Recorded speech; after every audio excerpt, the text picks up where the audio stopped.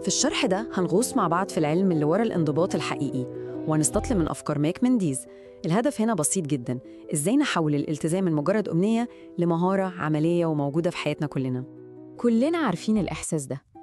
الواحد يبدأ هدف جديد بحماس وطاقة مفيش بعد كده، وفجأة يلاقي نفسه رجع لنقطة الصفر، كأنه كل الحماس ده اتبخر. دي للأسف دايرة محبطة جداً، وتقريباً كلنا مرينا بيها.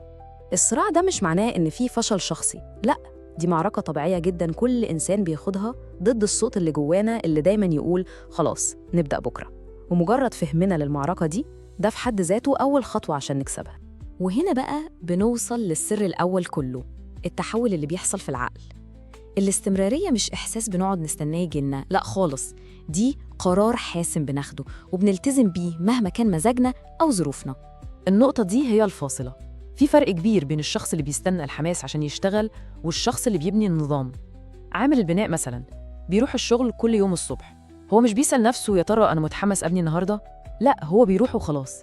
ده اسمه نظام، مش مجرد شعور بيجي ويروح. عشان كده أول وأهم خطوة هي إننا نوقف المفاوضات اليومية مع نفسنا دي. سؤال المفروض أعمل ده النهاردة ولا لأ لازم يتلغي. لما بنحول الفعل ده لحاجة غير قابلة للنقاش بنكون قفلنا باب التراجع تماماً. والمقارنة دي بتوضح الفكرة بقوة. بدل ما يكون الهدف حاجة خارجية بنجري وراها، إحنا بنخليه جزء من هويتنا.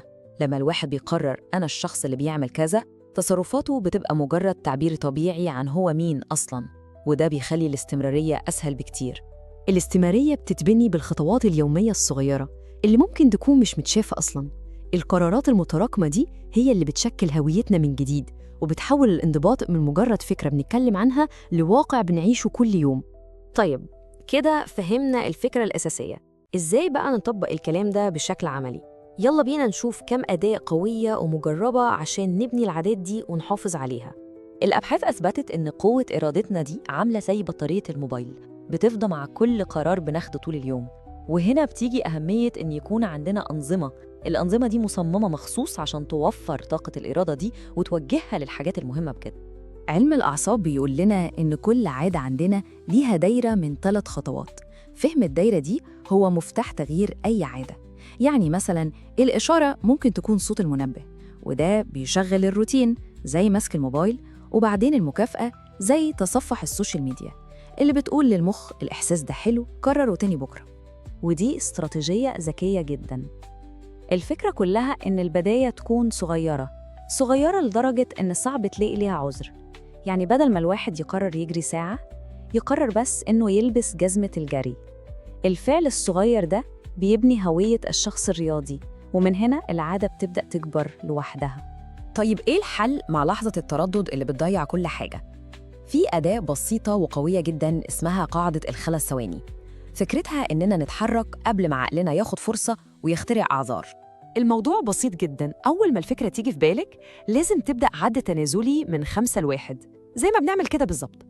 العد التنازلي ده بيعمل كإشارة إطلاق، بيقطع دايرة التفكير الزيادة وبيخلق دفعة بسيطة للحركة. وأول ما العد يوصل ل1 لازم نتحرك فوراً من غير أي تفكير.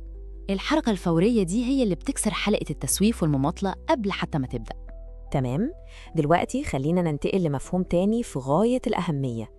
إدارة الاستمرارية على المدى الطويل مش بتعتمد على إدارة الوقت بس قد ما بتعتمد على إدارة الطاقة. قدرتنا على الأداء بتعتمد على 4 أنواع أساسية من الطاقة زي ما احنا شايفين: الجسدية والعاطفية والذهنية والروحية. أي نقص في أي واحدة منهم بيأثر على الباقي. يعني مش كفاية إن الواحد يكون عنده وقت لو مفيش طاقة يستغل بيها الوقت ده. مهم جداً نغير نظرتنا لكلمة فشل. الفشل مش حكم على شخصيتنا، هو مجرد بيانات ومعلومات قيمة في رحلتنا.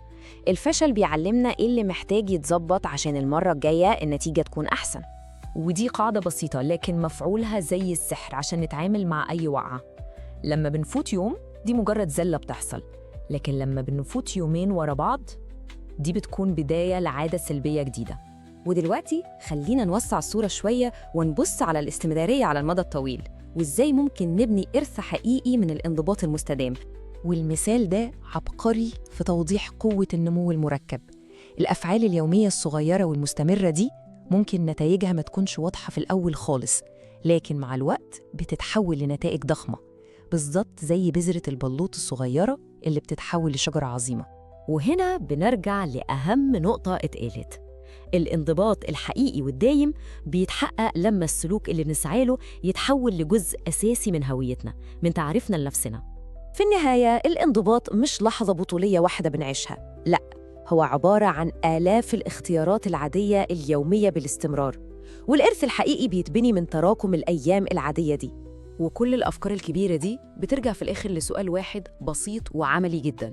بعد كل اللي اتقال، السؤال المهم هو: إيه هو الخطوة الصغيرة اللي مدتها دقيقتين بالظبط اللي ممكن نبدأ بيها حالاً؟